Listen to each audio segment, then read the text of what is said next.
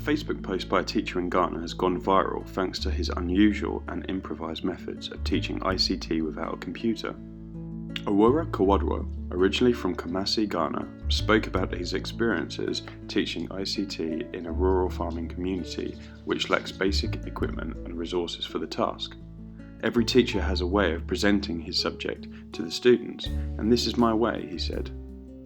Having studied visual arts, he decided to put his skills to good use when teaching the creation of a Word document by drawing a complete screenshot on the chalkboard for his students to copy and learn from.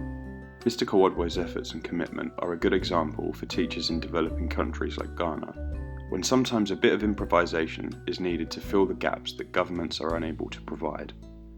ICT is a vital subject for the next generation to be proficient in if Ghana is going to compete in the global marketplace. And with teachers like Mr. Kwadwo there to inspire students, things are looking up.